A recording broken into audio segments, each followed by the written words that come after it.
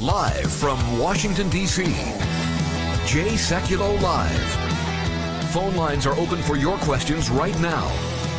Call 1-800-684-3110. That's 1-800-684-3110.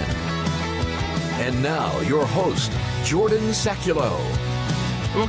Welcome to Jay Sekulow Live. This is Jordan Sekulow. We are taking your phone calls, 1-800-684-3110. But let me just tell you that we are looking forward right now to the threat from Iran, especially posed by a potential Biden administration. We are realists at the ACLJ. We're attorneys. And when you're realists and when you're attorneys, you know what you prepare for? Worst case scenarios. And we're getting closer and closer to worst case scenarios. We don't yet know what will happen in the Georgia Senate races, but some of the foreign policy realm is really conducted outside of Congress and is focused on, that's where the president and the Supreme Court's been clear on that. The Constitution's clear on that. The president has the most power when he's acting in foreign policy. And that is why, again, this Iranian threat that is emerging again, which was really kept under wraps by the Trump administration, by these new peace deals, by basically isolating Iran. What President Trump was doing through these peace deals was building the coalition to isolate Iran and make it very difficult for Iran. You had Saudis they've given the air rights for Israel to fly over commercial airliners, and they're doing so publicly. This is not just like private behind the scenes intel work. So they were building that coalition, but the Biden team could come in and just totally eviscerate that. Yeah, and I think the reality is they probably will. Now, we've got... they're threatening not to even send the F-35s that were part of the deal. Right.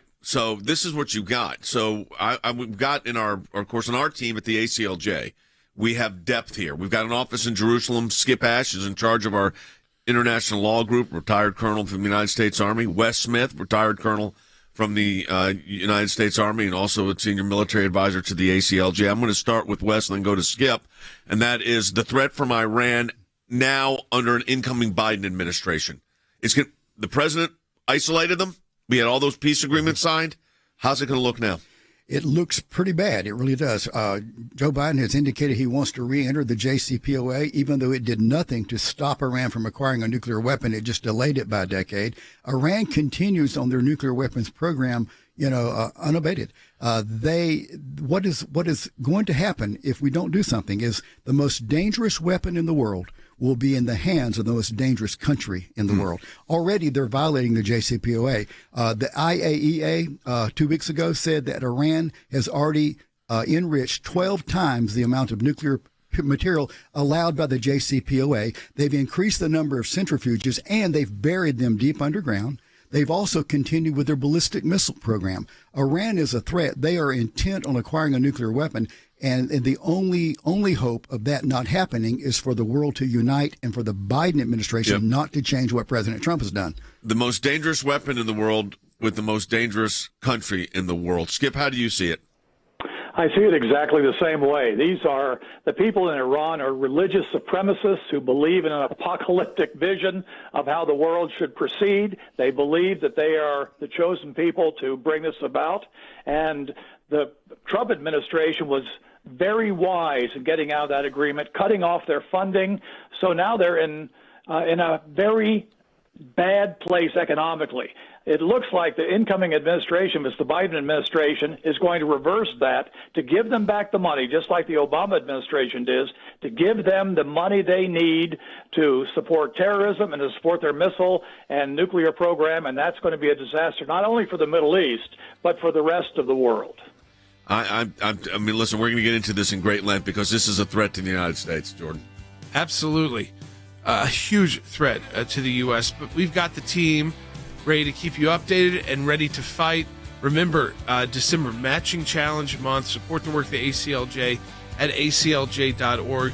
Donate today, aclj.org. Double the impact of your donation. It is so important, folks, because this is critical work that we are going to be doing and engaging all of our international offices as well to fight back against what could be Iran on the move once again. We'll be right back.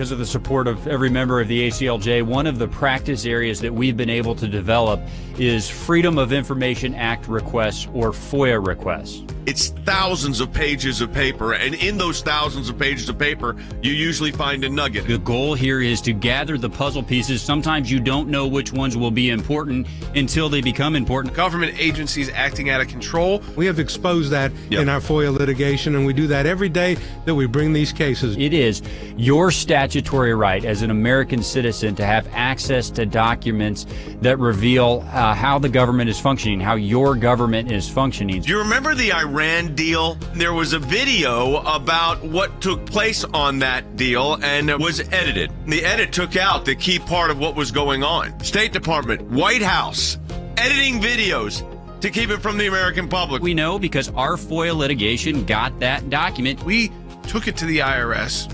No one ever does that. What the IRS was doing was violating the Constitution and statutory law. Because of the litigation we engaged in, they can't do what they were doing before. And they've been hiding behind in the shadows. These FOIAs bring them to light. All of this information came because we went to court to get the information. Many times when we make these requests, the requests actually end up in court as the bureaucracy fights back to withhold the information. But that's okay because the law is on our side. We are entitled to the information that is in these requests that we have made. We've got the declassified list of Obama administration officials who started asking to unmask. We have caught them now. They have no one in there to protect them anymore. They were used to the bureaucracy protecting them. Those of you that support the ACLJ, this is what it's all about at the end of the day. Support the work of the ACLJ with our matching challenge. Go to aclj.org. It's all because of you. And you can double the impact your donation today at aclj.org. Go online and donate now. All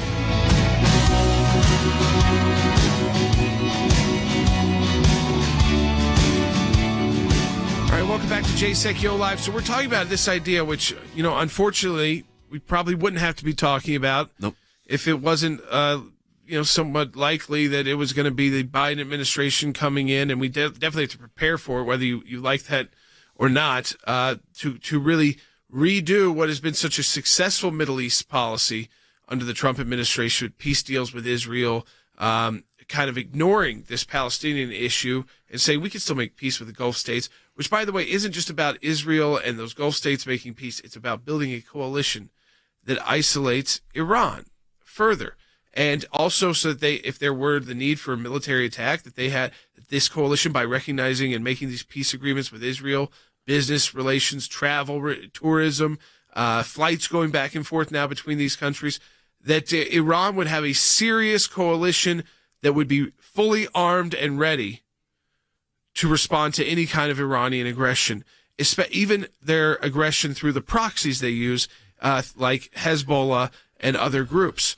But we are going to have to be ready for the attempt to dismantle that, because I will tell you that those Gulf state leaders, they're going to be very weary of now these agreements if they don't get what they were supposed to out of it, and that, like F-35s ultimately delivered at certain standpoints, because they've got advisors on the Biden side saying, well, maybe we shouldn't send those. Exactly. And I want to go, Wes, you wrote a piece that's up on aclj.org called The Existential Threat Posed by Iran's Nuclear Program. It keys off on the fact that just a couple weeks back, the top Iranian nuclear scientist, military nuclear scientist, was killed purportedly by the Israelis. Right, he was. He was both the brains and the passion behind their nuclear weapons research and development program. He was in charge of the Ahmad program, which, interestingly enough, that was using the Iranian military for the research and development towards a nuclear bomb. And so that's why he was taken out. And going forward, what Iran is saying with the potential Biden administration coming in is that they will not even consider negotiations with the U.S. unless we lift sanctions. Meanwhile, a Biden transition spokesperson has said, we would be open to possibly lifting some sanctions. And also, and as a condition for that, Iran, they don't have to go back to where they were before they started violating that flawed Iran nuclear deal. They just need to stop where they are. Don't do any more going forward. It is crazy. The Gulf states and the other Arab nations, they realize that Iran is a threat their national security, to their existence. That's why they've been so open to making peace with Israel. And they are very, very alarmed at a possible change going forward with a new presidential administration. But what Jordan said, and I want to go to Skip Ash, who heads up our international law group, is that there are certain understandings that these countries had from the United States, what our policies would be, how we would help them, kind of a coalescing of relations and arrangements. That could well be out the window now. And how does that impact the situation? Skip? Yeah, I think that's exactly the threat and the danger here, because we have a situation where the incoming administration looks like it's going to totally reject the successes of the Trump administration just because they do not like the author of those policies. They're not looking at the success. For decades, the situation in the Middle East was a disaster under both Democratic and Republican administrations. Donald Trump came in and he turned things upside down. He got our embassy moved to Jerusalem, where everybody said that would cause chaos throughout the Middle East. Nothing happened. He has proposed a settlement for the Palestinians. They've done what they normally do. They've missed another opportunity to have their own state. But what that has done is that has opened up these other Gulf kingdoms and Emirates to consider Israel as a partner, especially in light of the Iranian threat. Remember, Iran is a hegemonic power. They look back that they were once the Persian Empire, and they want to reestablish that as a Shiite Persian Empire throughout the Middle East. And Sunni kingdoms in the Middle East are fearful of that, and rightly so, and therefore they need to have both the United States and the strongest country in the Middle East, which is Israel, as allies. By doing that, they can check the threat of Iran throughout the Middle East. And I think that is something that if this administration gives away, it'll move us back decades. Now, for those of you that are new to the ACLJ, let me explain something to you. We've got offices in Jerusalem. We have UN status through our European Center for Law and Justice. We've got, obviously, with Skip and Wes, we've got military expertise. We have the former director of national intelligence as a senior advisor to the ACLJ on national security issues. So we have depths here. We've argued cases at the International Criminal Court in Hague. Back this time last year, we were in The Hague. So we've done this. We're there. We're active in this. But you're looking at a dramatic shift of policy, a policy that has been working very well for the United States for the last 4 years and culminated, as Jordan said, in these 4 arrangements. But that is about to be shelved. And that's, unfortunately, that never came out during the campaign. No. What was at stake here? Well, I think that, again, some of this was the Biden team trying to play it down. And honestly, people were so focused on COVID and domestic policies, and there's been such a calmness to our foreign policy, troop withdrawals in Iraq and Afghanistan, the destruction of ISIS and the caliphate there, and any attempt for them to come back was quickly, being put down in places like North Africa. You had the Abu Bakr al-Baghdadi dead. You had the top Iranian, the head of the Iranian Revolutionary Guard dead. By American forces. So we had weakened our enemies in the Middle East to a point where they were even at a rebuilding stage. They were being hit with viruses in their nuclear programs. They were hit with sanctions again. But you see quickly this can reverse. And this is a region of the world built on deals. And if these deals that President Trump made aren't made good as they continue on by the Biden administration, we're going to be back to square one again. You wrote, Wes, in your piece, it says, Iran is unrepentant and even now proceeds unabated with its march toward acquiring a nuclear weapon. The threat of a nuclear-armed Iran is real, and bearing drastic action will take place at some point in the future. Iran's leaders are not rational, and it's deploying even a single nuclear bomb at some point is a very real existential threat to the region, to Israel, and possibly the United States. Yeah, absolutely it is. And more than likely, based on their modus operandi, if Iran acquired a nuclear bomb, they like plausible deniability, to coin a phrase that's been used recently, and they would probably not detonate such a bomb if provoked or not provoked themselves. They would give a smaller version of this kind of weapon to one of their many crazed proxy groups and let that group actually detonate the weapon. And those groups are completely irrational and would probably do it. You look at the situation in Iran, and the people on the left, what they're advocating, changing the policies that have been working for the last 4 years. It reminds me of what happened on the Korean Peninsula. We used negotiations and giving them vast amounts of aid, trying to talk North Korea out of acquiring a nuclear weapon. It was an unmitigated disaster, so that today our only recourse on the Korean Peninsula is to warn Kim Jong-il not to use it and to hope that he does not.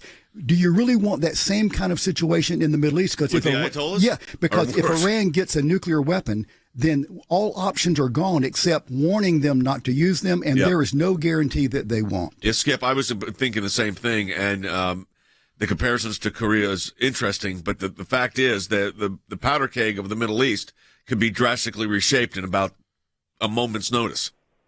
Absolutely, and we have to understand that the United States, as a nation, we tend to be very short-term in our view. We're not long-term. When you go over to Europe and you go over to the Middle East, these people remember slights that are centuries old, and they're still holding grudges.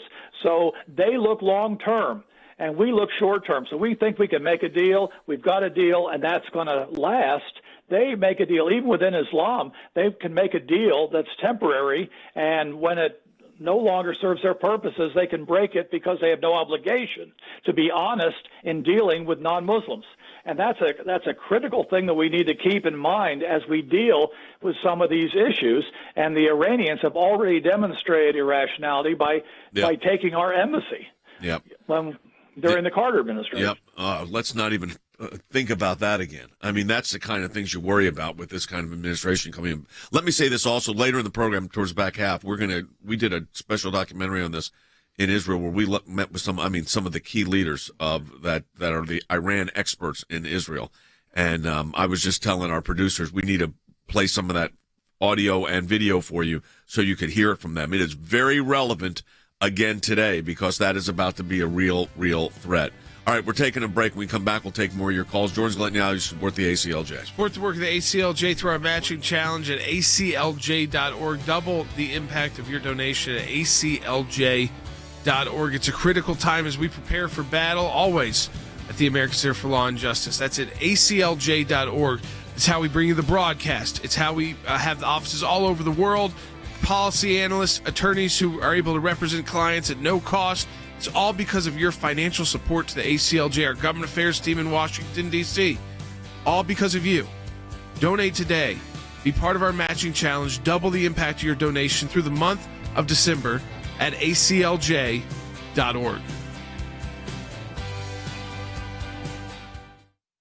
I was at a board meeting at Jews for Jesus, and the executive director said, we've got a case. The Supreme Court had just granted review. It was about literature distribution at airports.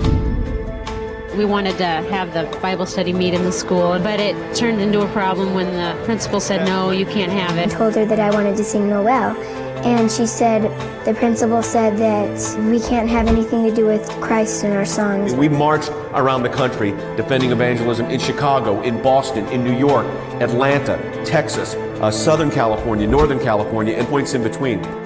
We got a letter one evening from the IRS saying they wanted all this information that we all knew immediately was not right. How do you fight the government? How do you fight the IRS? Tea Party groups say they're being targeted by the Internal Revenue Service, and they're enlisting the aid of the American Center for Law and Justice. They were trying to shut groups down that they disagreed with. This was very, very serious. The federal courts do not need to become monitors of state trespass actions, and that's all this is. We were looking for the right to speak our minds and our consciences, and we won that right today. Religious persecution is a situation where your life is literally put in jeopardy simply because of what you believe. Can you help?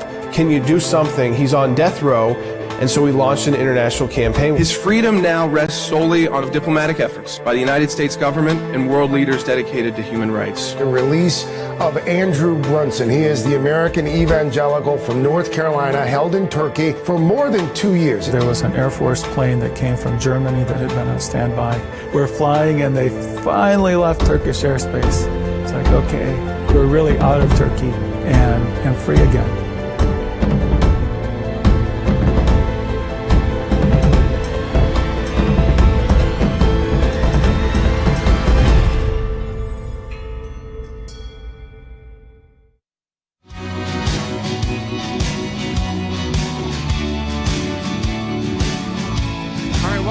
Jay Secchio Live. This is Jordan Secchio. You know what we're talking about, which is Iran, this threat from Iran, which can quickly reemerge. And we were in a situation where Iran was still a threat, obviously, with an Ayatollah and this religious-based regime with extreme ideology and proxies like Hezbollah operating. But remember, we kind of crushed down on what was going on in Syria through the Trump administration. We were building this coalition under the Trump administration, working with Israel and Gulf states. But if two things happen, if the Biden team comes in and doesn't make good on the deals that were made between the Trump administration, those trilateral and bilateral deals with the Gulf states, they're not going to be so interested in they're not going to be prepared. They're not going to have the F-35s to defend themselves.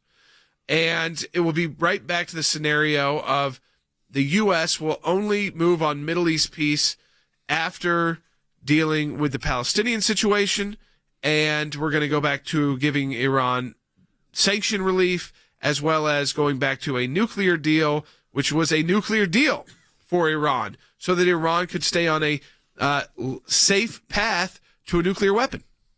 Yeah, I mean, it was a nuclear deal because it was to give them nuclear weapons. So it wasn't as if this was some great giant surprise here. So, Wes, I was thinking about this. You've got a piece up, and I mentioned it earlier in the broadcast, the existential threat posed by Iran's nuclear program. How would you define that existential threat? You know, they have made it very, very clear. They are a sworn enemy of the United States, and they have called for the destruction of Israel. The only thing that has stopped them from destroying Israel is that they don't have the capability to destroy Israel. So, you know, existential means it threatens your existence. And they are an existential threat to Israel. They could be to us because, as I mentioned earlier, you know, they might or might not deploy a nuclear weapon. It is unlikely they would have the capability or the inclination to deploy it in the United States, but there's nothing to stop them from giving a nuclear weapon to a terrorist group, which has no such reservations, no such rationality to do that. Them having a nuclear weapon, the danger of that simply cannot be overstated. One of the things we also needed to look at, because they're not exactly related, but it's interesting, and that is, and you spend time on the Korean Peninsula, and that is the whole issue between the approachment of Korea that the President Trump is engaged in and what a Joe Biden approachment looks like. But before we get to that, I think it's important for people to understand, Jordan, we at the ACLJ have unique experience here and an office in the Middle East. That's right in the heart of really where all these conflicts want to converge, which is Jerusalem.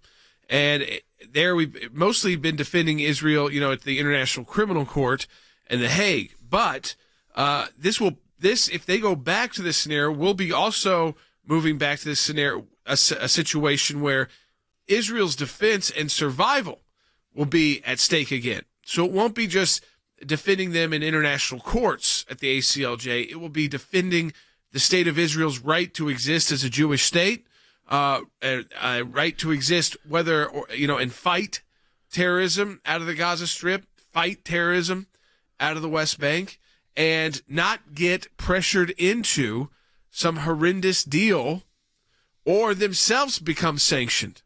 Remember, the final act of the Obama administration was to step back and allow the UN Security Council to condemn Israel, Dad. That was the final act at the UN by the Obama administration. They didn't vote yes, but they could have stopped it because any permanent 5-member can veto it, and they didn't. But that was the final act. So we're going to be right back. Right where we left off. Yep, 8 years ago. You had a 4-year reprieve from ridiculous, and you're going to go right back to ridiculous again. And Wes, they were very dangerous, the Obama administration, in my view, at the UN.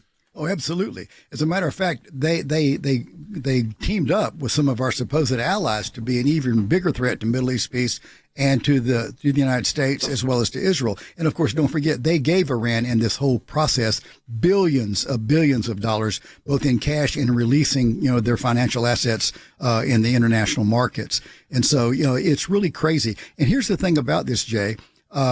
Our European allies are not helping us on this. President Trump has almost stood alone in some cases. They are the ones who 2 months ago at the United Nations Security Council refused to extend the arms embargo on Iran. They're the ones that the signatories to the JCPOA are still in the JCPOA, according to them, even though Iran is violating it. And that doesn't stop them from saying it's still in effect.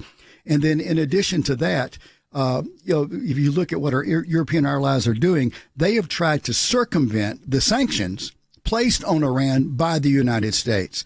And so it's like there is an epidemic of naivete on the part of the left, on the part of the Biden team, and on the part of some of our European allies. Jordan, as you said, we're going to be right back in the quagmire. Yes. And so what we're going to have to do is fight very hard, very aggressively, both in courts and, like the international courts, when those comes Israel's up. right to exist. The right of the United Nations. We are, again, ACLJ uniquely positioned. We have consultative status at the United Nations. We are a recognized NGO. We can go in there, and we have in the past on behalf of Israel. We're going to have to do that again because this administration, because he's appointing the same people. It's the same people. It's the same John Kerry types, and John Kerry's going to be part of this administration, too. I think he's a climate czar or something. But it's the same ideas that, one, we always have to have consensus. Rick Grinnell's talked a lot about that on this broadcast, how that has been a huge barrier to the U.S. making progress in foreign policy that was knocked down under the Trump administration. It wasn't about consensus. It was about bilateral, unilateral, trilateral deals, and instead of multi-consensus of the whole world. And also, I think, we now have we've added to our team people like Rick, who are former ambassador to Germany. Germany is one of those countries in the P5+1 that always wants to circumvent the sanctions on Iran because they build the stinking tunnels for their nuclear program. Right. I mean, I say that word because it's just kind of ironic that the Germans are the ones building tunnels for Iran's nuclear program, and Iran wants to destroy the Jewish state of Israel with a nuclear weapon. But they love the money that comes in. But Iran has been so isolated that it's been difficult for those countries to get around those sanctions. If the Biden team comes in and does what we expect them to do, it will be back to this. I wouldn't doubt that there's going to be, Hezbollah then again gets re-engaged. There becomes more issues in Lebanon, which have been occurring and haven't been getting as much attention as well. More rockets that are going to be fired at Israel. And it's going to just take us back to the same bureaucratic junk, State Department, worthless bureaucrats, can't get anything done unless they give it $1 billion. So when a Christian pastor gets picked up and is being held, even by a NATO ally like Turkey, they're not going to worry about Joe Biden putting sanctions on them. They're going to just wonder how big of a check can we get from the U.S. government. That's after we pound the table, by the way, for who knows how many years to get those types of pastors home. And I hope none of them get in that situation. But if they do, we know what it was like under the Obama administration. We were successful, but my gosh, it took a whole lot more work, Dad, than to get those pastors home. And beating and going, beating the table and congressional hearings, going on media, and every resource we had versus the president picking up the phone and getting the person out. Yeah, and no billions of dollars sent. So it's why you support the work of the ACLJ, because we're ready to go in those battles.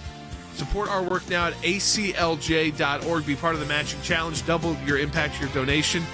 Again, we've got a group of donors ready to match every donation that comes through in December. Donate today, aclj.org.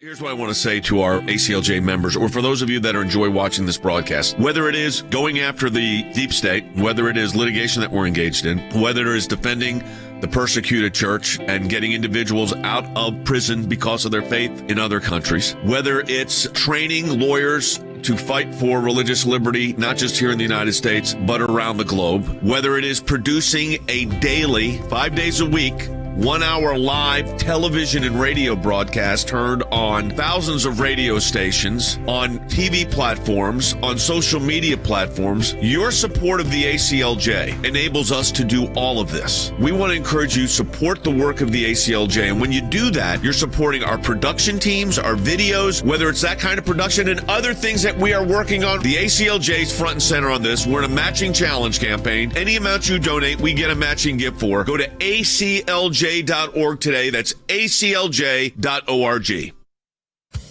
Live from Washington, D.C., Jay Sekulow Live. And now, your host, Jordan Sekulow. Welcome back to Jay Sekulow Live. This is Jordan Sekulow. As you know, we've been talking Iran. And we have done a lot of work on the situation with Iran. But we've also brought in a lot of experts, and we're always bringing in new experts. We're bringing in people like the former Director of National Intelligence, Rick Grinnell, to the ACLJ team that'll be strategic advisor throughout this, what potential Biden administration, what they may be doing in this region. He was also the ambassador to Germany, which is a key player in the P5+1 when it comes to the nuclear deal. But we've been working on this for a long time, Dad, and working on it with Israeli officials as well, because of our office in Jerusalem. And interesting, most of our foreign offices are European Center for Law and Justice, Slavic Center for Law and Justice, African Center for Law and Justice. They're specific to the region. But in Jerusalem, it is the ACLJ Jerusalem, because that American support is so key to the Jewish state. So it's the American Center for Law and Justice, Jerusalem, because it's our office in Jerusalem. Now, a couple years back, more than a couple now, I got to sit down with the leading experts in Israel. We will never get these interviews again. It was incredible. About the threat of Iran. We did a documentary called The Export. But some of these interviews, not some of them, all of them, really shed light on what we are dealing with in the Middle East. We got a reprieve for 4 years. Wes, I call it a 4-year reprieve with a Middle East policy that made sense, where you had new peace treaty signed. Right. But we're about to go back to the old days. Yeah, it's an overworked cliche, but you remember the cliche that says, the definition of his insanity is to try do the same thing over and over again, expecting a different result. For decades, the American strategy, in that part of the world did not work. For the last 4 years, we've made incredible progress. It has worked, and yet they want to go back to the old strategy that obviously does not work. I mean, we destroyed ISIS. We destroyed their caliphate.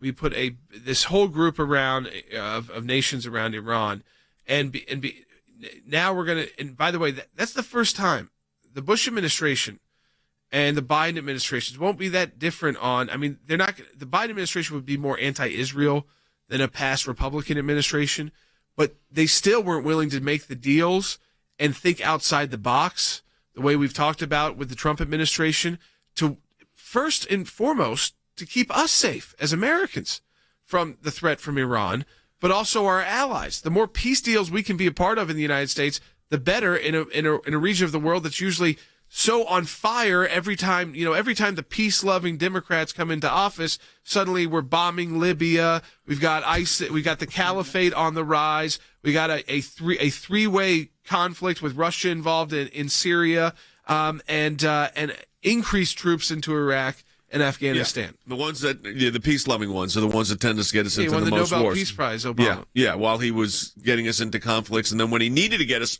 into do something, like when Syria was gassing their people, red lines. Then red lines that they crossed, he does nothing. I'm afraid that's what we're going to go back to. So that means that our team has to be engaged. Biden was worse. Biden said, do not take out Osama bin Laden. Yeah, I mean, many of the advisors said on foreign policy, Joe Biden was always had the worst perspective on that. So even worse than what we saw under the Obama years is Joe Biden when it comes to foreign policy. Wasn't the general said that he was wrong on every decision involving foreign policy? It was Robert Gates, the Secretary of Defense. What did he say exactly? He said that in every strategic international decision, he was wrong on every one of them. There you go. I mean, so this could be worse than Obama. I mean, which is tough to imagine. But Obama did make the call to take out Osama bin Laden. President Trump made the call to take out Omar al-Baghdadi and get rid of ISIS, get rid of Soleimani, the head of the Iranian Revolutionary Guards Corps. By the way, the Biden administration would have never done a move like that. And was there any response from Iran? Nothing. Any danger? No, because they've been crippled. But now they're thinking they're going to get this whole new wave of cash through sanctions relief. That's why what we're about to show you is so important, because we could be right back facing the type of Iran that has cash, money to spend, and a nuclear program back on track. Support the work of the ACLJ at aclj.org. Remember, because ACLJ Jerusalem, what you're about to see in the rest of the show, because of that, it's because of your support at aclj.org. Donate today.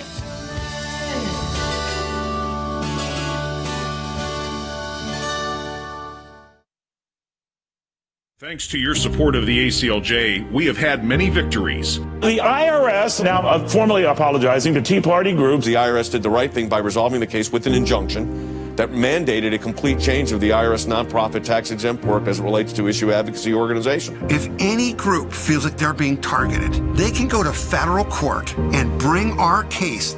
That's a victory. It's one of the most significant wins in the ACLJ's history, to take on the IRS and win. For more than 27 years, the ACLJ has been fighting for freedom and liberty in the United States and around the globe. These are young people in their 20s and 30s that are doing this. They're fighting for life at a whole new level to beat back the abortion juggernaut. We've got a whole group of young lawyers that are defending them. Those of us that believe in life know that we're on the right side of history. We understand full well children are children, and they're precious in God's sight, and they're precious in our nation's sight, and they're precious to parents. But I actually think we're winning. This is one of the social issues we're winning. The release of Andrew Brunson. He is the American evangelical from North Carolina, held in Turkey for more than 2 years. They're rushing us to the airport, and there was an Air Force plane that came from Germany that had been on standby. We're flying, and they finally left Turkish airspace. It's like, okay, now we're really out of Turkey and free again. We're grateful to ACLJ who put it out to these people, they were getting all this out. All of the people who prayed for us through ACLJ and through your contacts, I'm thankful, I'm grateful, and actually I'm astounded. We need your help as we continue this work here in the United States and around the world. Join the matching challenge today, and your tax-deductible donation will be doubled.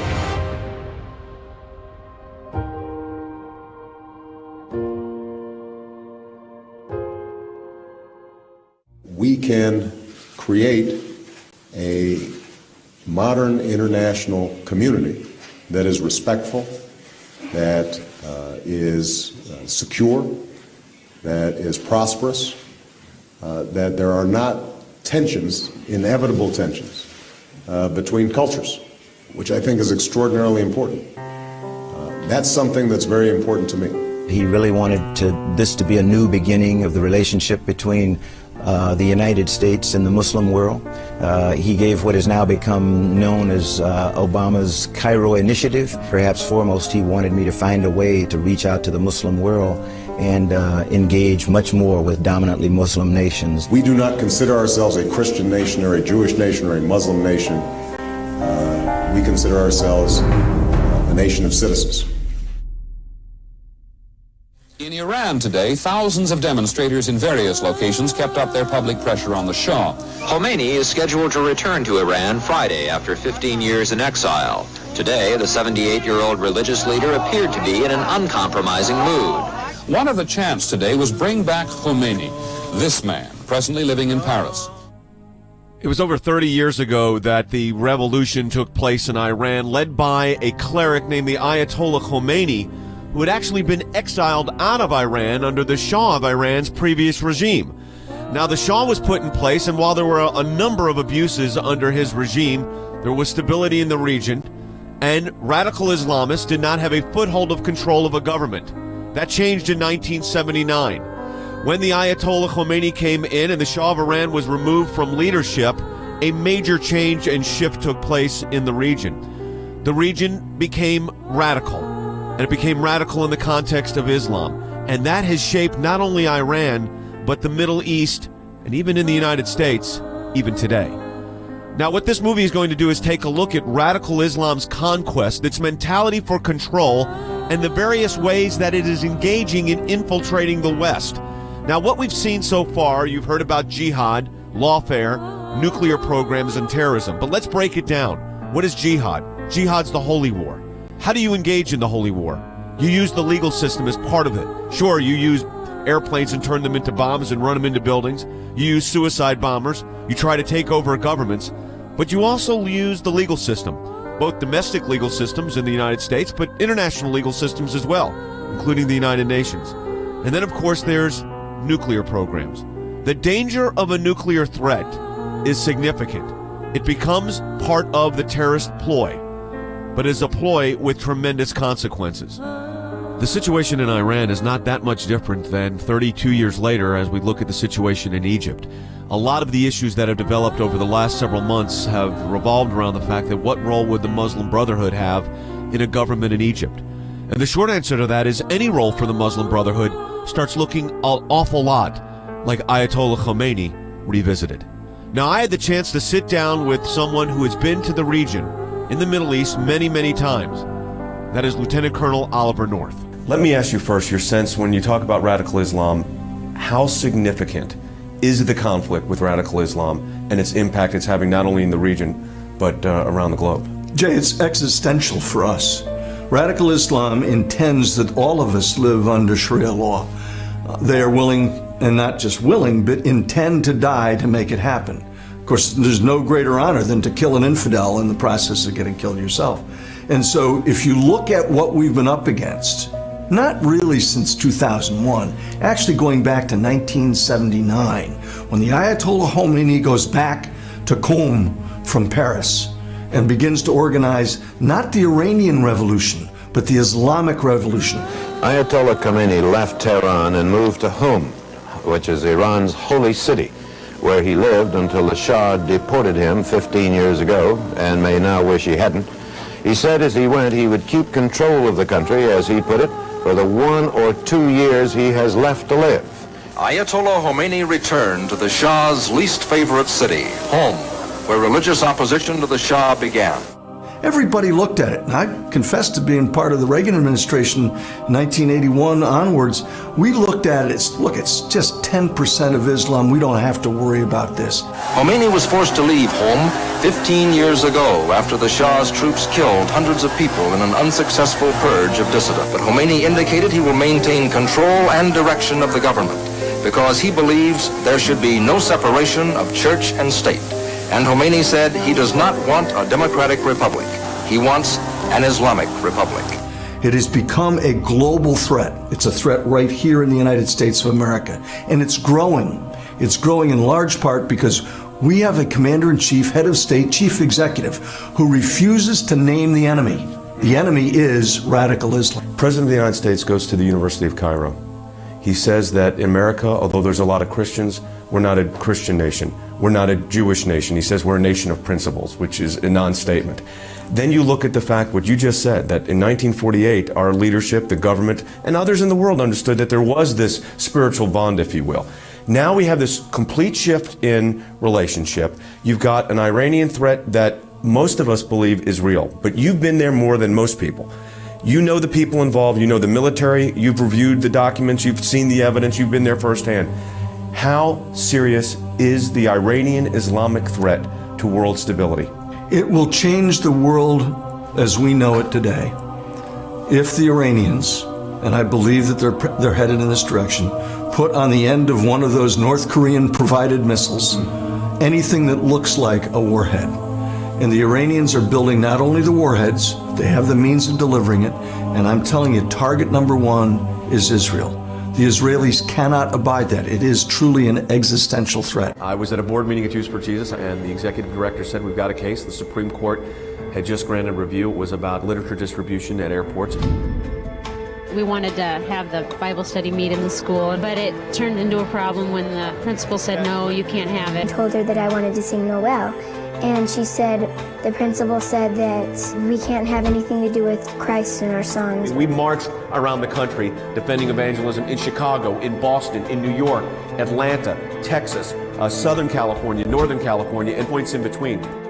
we got a letter one evening from the IRS saying they wanted all this information that we all knew immediately was not right. How do you fight the government? How do you fight the IRS? Tea Party groups say they're being targeted by the Internal Revenue Service, and they're enlisting the aid of the American Center for Law and Justice. They were trying to shut groups down that they disagreed with. This was very, very serious. The federal courts do not need to become monitors of state trespass actions, and that's all this is. We were looking for the right to speak our minds and our consciences, and we won that right today. Religious persecution is a situation where your life is literally put in jeopardy simply because of what you believe. Can you help? Can you do something? He's on death row, and so we launched an international campaign. His freedom now rests solely on diplomatic efforts by the United States government and world leaders dedicated to human rights. The release of Andrew Brunson. He is the American evangelical from North Carolina, held in Turkey for more than 2 years. There was an Air Force plane that came from Germany that had been on standby. We're flying and they finally left Turkish airspace. It's like, okay, we're really out of Turkey and free again.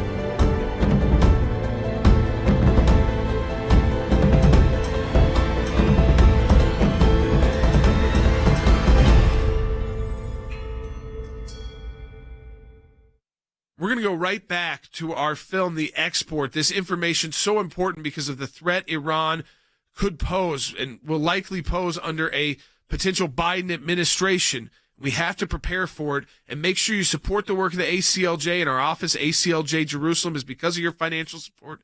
Double your impact at aclj.org, the matching challenge month of December. Donate today. Let's get right to The Export.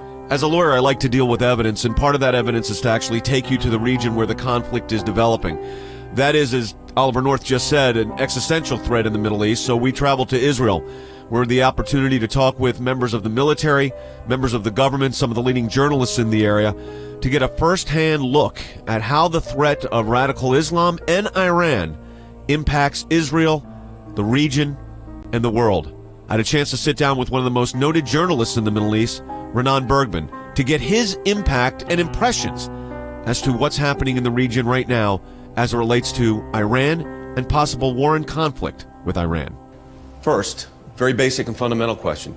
Is there a war going on with Iran right now? This is the longest ongoing war in the Middle East. It has been taking place since Ayatollah Khomeini took over the Islamic Republic of Iran in the 1st of February 1979. It has been going on every day until this minute. Under the public's radar, nobody knows the full details of that, but from almost day one, the Islamic Republic of Iran tried to obtain a nuclear weapon and tried to export the revolution to proxy jihadist movement in the Middle East, trying to imitate the geniuses in the revolution of Khomeini to other places. And at the same time, the secret services of the United States and Israel declared war on Iran, and this is the clandestine war between these two forces. Iran was a free country. One has to remember, under the Shah, very advanced, very Western, very scientifically very impressive. It was taken over by this regime of fundamentalism, and really Black Night came over Iran. So definitely America stands and works for the values that Iran is against. But there's a special role for Israel here. Iran uses rhetoric that we haven't heard for decades. Eliminating Israel. Israel should not exist, has no right to exist. Israel, I quote, is a cancerous tumor that should be removed from the Middle East. It's said again and again. So when you see a country that says you are not legitimate, you will not exist in the end of the game here, and we go nuclear and involved in terror like no other country, to put it in an understatement, it's a cause for concern. Well, you have to understand what is at stake. What is at stake is your whole war against international terrorism, when you get the biggest supporter of international terrorism in the world under a nuclear umbrella. What is at stake are your alliances, not just with Israel, Saudi Arabia, Kuwait, Bahrain. All those countries are looking for American leadership. And if they feel completely unprotected, well, what you're going to get is a Middle Eastern version of Fitlinization. They will begin to receive Iranian delegations, and they'll try and make do with the Iranian leadership. What that does for the supply of oil in the future, for the price of oil, and basically the whole global balance of power, doesn't look good. Sanctions so far had tactical successes, but they did not reach the strategic goal. The strategic goal is to convince the Iranian regime that if they continue the project, the sanctions would cause demonstration in the street and the collapse of the regime. Sanctions must convince the Iranian regime to rethink the whole project over again and cancel it. If sanctions won't work, and so far they don't, Israel would take the decision, the Israeli Prime Minister, Benjamin Netanyahu, or for that sake any other Israeli Prime Minister, would take the decision, launch the bombers, call for the strike over the Iranian nuclear sites, knowing that it would bear severe consequences, but still would not let Israeli and Jewish population be under threat of annihilation. The trauma of the Holocaust is so strong and is so inherent to the Israeli genome, to the Jewish genome, that no Israeli Prime Minister will let a hostile country that calls for the destruction of Israel have the capability to execute such an extinction. Is your sense that the goal here of Iran is simply the desire to annihilate Israel? They talk about that openly. They say, we want to wipe Israel off the face of the earth.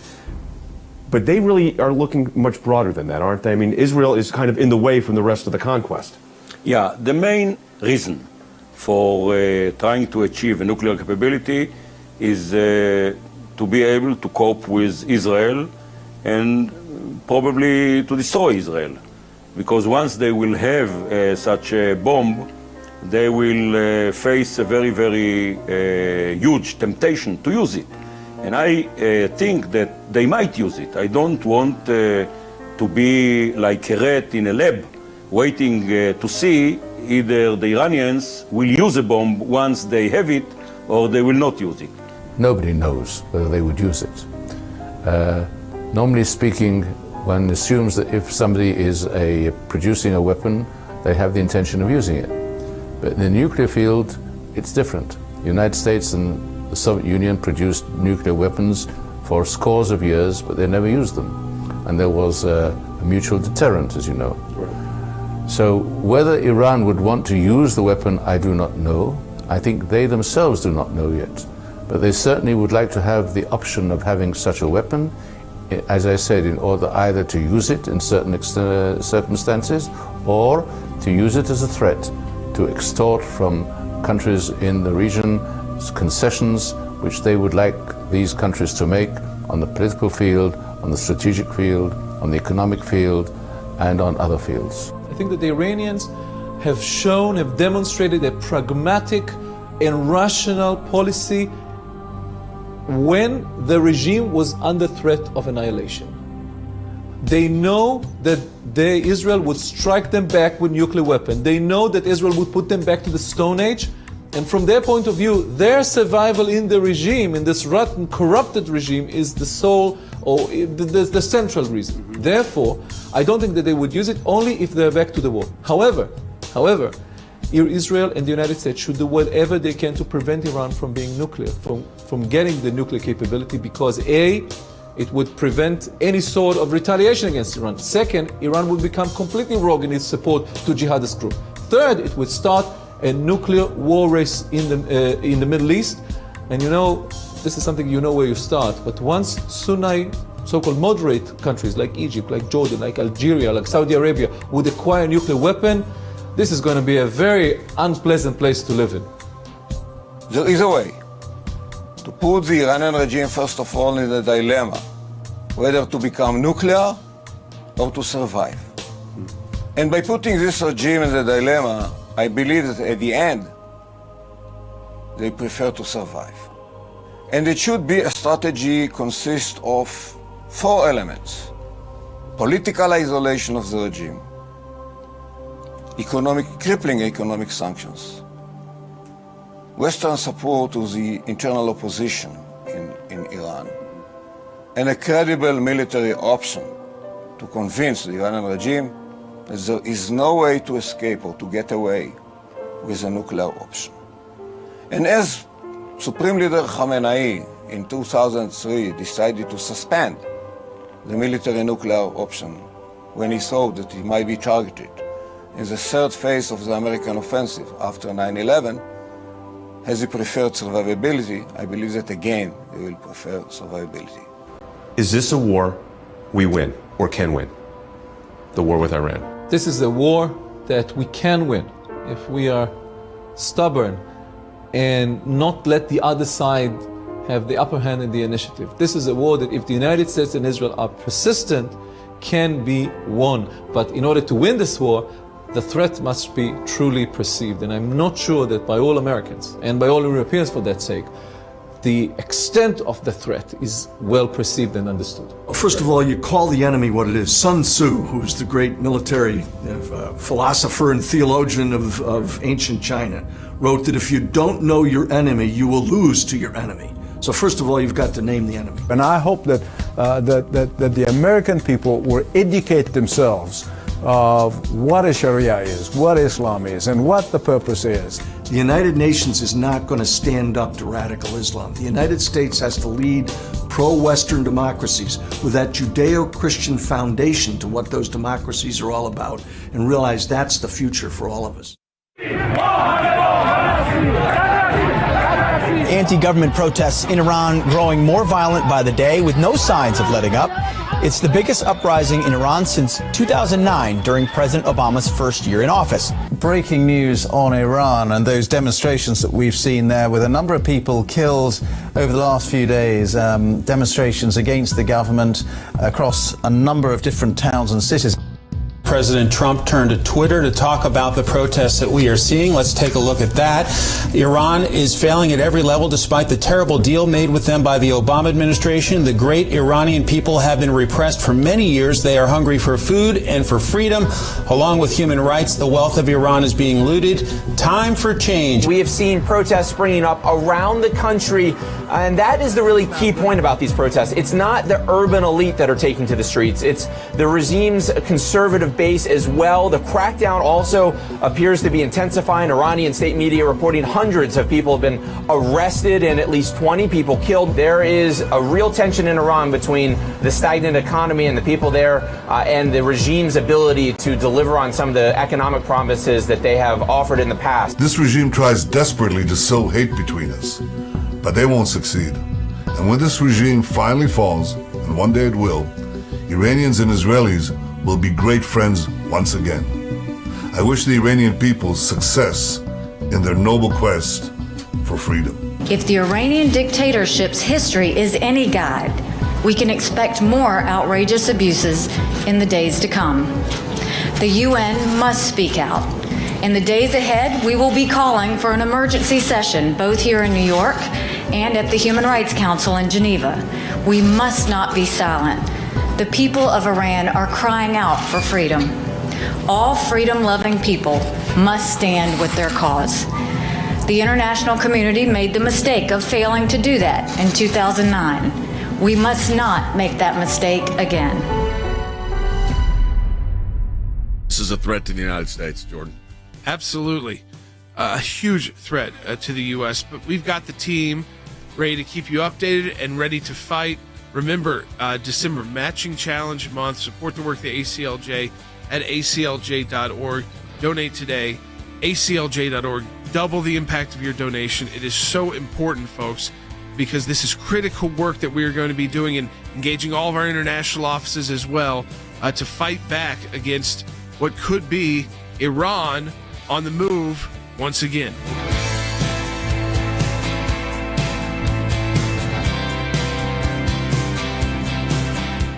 Here's what I want to say to our ACLJ members, or for those of you that enjoy watching this broadcast. Whether it is going after the deep state, whether it is litigation that we're engaged in, whether it is defending the persecuted church and getting individuals out of prison because of their faith in other countries, whether it's training lawyers to fight for religious liberty, not just here in the United States, but around the globe, whether it is producing a daily, 5 days a week, 1-hour live television and radio broadcast heard on thousands of radio stations, on TV platforms, on social media platforms. Your support of the ACLJ enables us to do all of this. We want to encourage you to support the work of the ACLJ, and when you do that, you're supporting our production teams, our videos, whether it's that kind of production and other things that we are working on. The ACLJ is front and center on this. We're in a matching challenge campaign. Any amount you donate, we get a matching gift for. Go to aclj.org today. That's aclj.org.